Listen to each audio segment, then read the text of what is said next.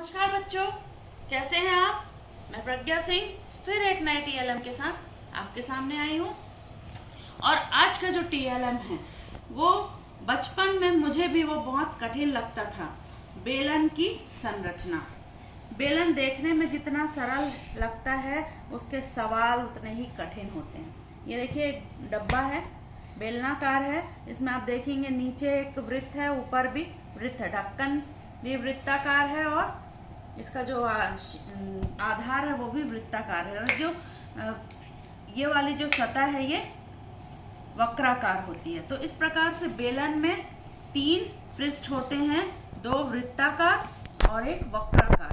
अब ये जो वक्राकार पृष्ठ है वो कैसे बनता है, यहाँ आप देखेंगे ये एक आयताकार शीट है। अब इसको यदि मैं इस प्रकार से फोल्ड करूं तो ये एक बेलन जैसा दिखता है हमें।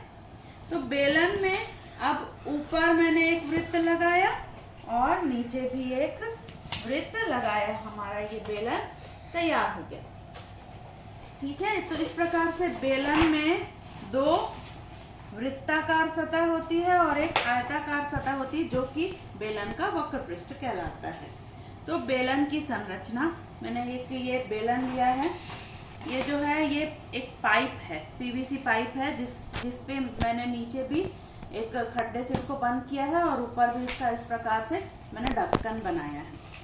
अब बेलन की संरचना, तो बेलन में 3 पृष्ठ होते हैं, जैसे कि हमने देखा, 2 वृत्ताकार और एक वक्राकार पृष्ठ। यहाँ पर आप देखेंगे ये बेलन की संरचना। अब हमने देखा कि ये इतना लंबा बेलन है, ये इसकी ऊंचाई है और त्रिज्या आर त्रिज्या किससे लेंगे हम, ये जो वृत्त है इसका जो नीचे वाला फेस है उसकी त्रिज्या ही बेलन की त्रिज्या कहलाती है।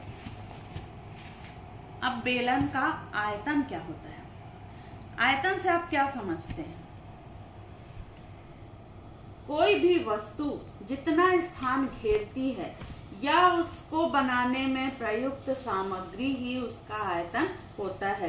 ये बेलन सतह पर जितना स्थान घेर रहा है वही इसका आयतन है, या इस बेलन को बनाने में प्रयुक्त सामग्री या इसके अंदर जो सामग्री भरी है। ये देखिए, इसमें मैंने थर्मोकोल बॉल्स डाला है, ये जो भरा हुआ है यही इसका आयतन होगा।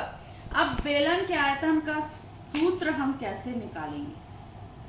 बेलन के आयतन के सूत्र के लिए हमें पहले वृत्ताकार जो इसका आधार है उसका क्षेत्रफल के साथ इसकी बेलन की ऊंचाई का गुणा करना होगा। तो बेलन का आयतन हमें ज्ञात हो जाता है। अब वृत्त का क्षेत्रफल होता है पाई आर का वर्ग। ये आप 6वीं में भी पढ़ चुके हैं, 7वीं में भी पढ़ चुके हैं। ये जहां पर पाई एक नियतांक है जिसका मान 22/7 या 3.14 भी हम लेते हैं, और r जो है बेलन के आधार की त्रिज्या है और h ऊंचाई है। अब यहाँ पर सवाल है कि हमने बेलन का आयतन तो ज्ञात कर लिया, लेकिन इस प्रकार से प्रश्न आता है कि एक कुआं है, उसमें से कुछ मिट्टी खोद कर निकाली गई है और फिर उस कुएं में प्लास्टर करना है। इस प्रकार के जब प्रश्न आते हैं तब हम कंफ्यूज हो जाते हैं कि अब हमें आयतन निकालना है कि वक्र पृष्ठ निकालना है कि संपूर्ण पृष्ठ निकालना है।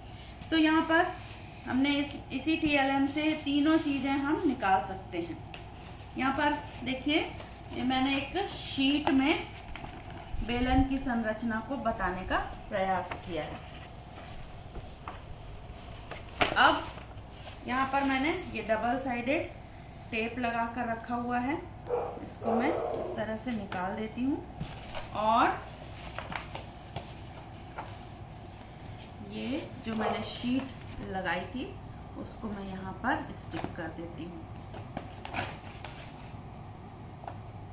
ये स्टिक हो गई। अब देखिए, इसको जब हम पूरा लंबाई के अनुदिश मोड़ते हैं तो ये हमें एक बेलन मिल गया, जिसमें आधार में हमें एक वृत्त है।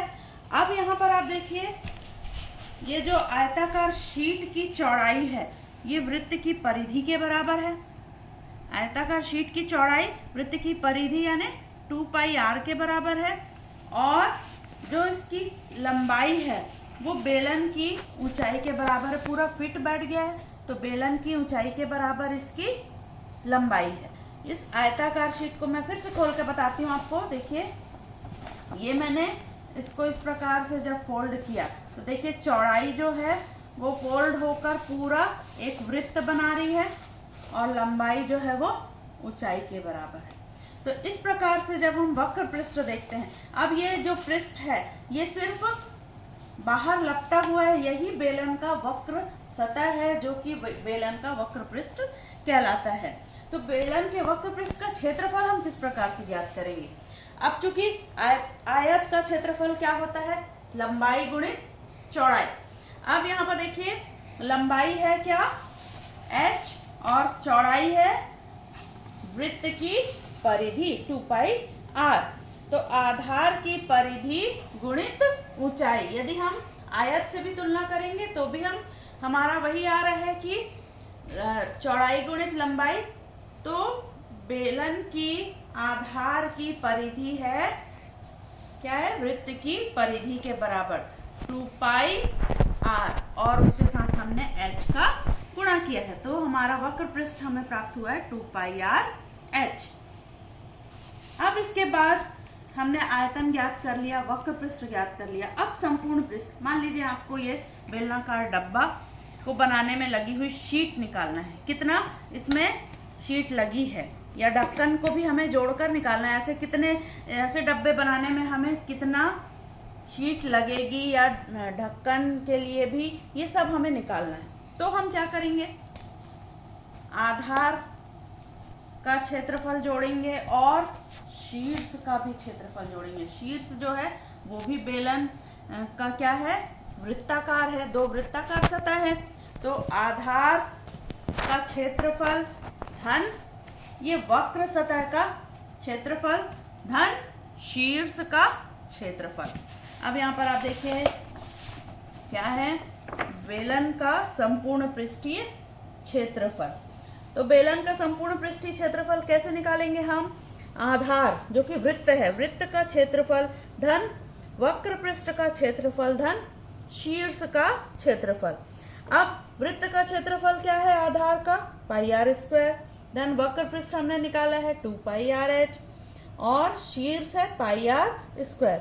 अब यहाँ पे πr² जोड़कर हो गया 2πr² धन 2πrh। वक्र पृष्ठ हमने पहले निकाल चुका है 2πrh। अब यहाँ देखिए 2πr दोनों में है, इसको हम कॉमन निकाल सकते हैं 2πr धन h। इस प्रकार से बेलन का संपूर्ण पृष्ठीय क्षेत्रफल हम ज्ञात कर सकते हैं। तो इस एक ही DLM से हम बेलन का आयतन, वक्र पृष्ठ और संपूर्ण पृष्ठ निकाल सकते हैं, जो कि बच्चों को बहुत ज्यादा कठिन लगता है। तो मुझे लगता है कि आपको ये समझ में आया होगा। यदि आपको ये समझ में आया तो कमेंट सेक्शन पर जाकर अपनी राय जरूर देंगे। और यदि आप मेरे DLM और देखना चाहते हैं तो हमारे चैनल को सब्सक्राइब करें और कमेंट सेक्शन पर अपनी राय अवश्य दें। आप सभी को बहुत बहुत धन्यवाद।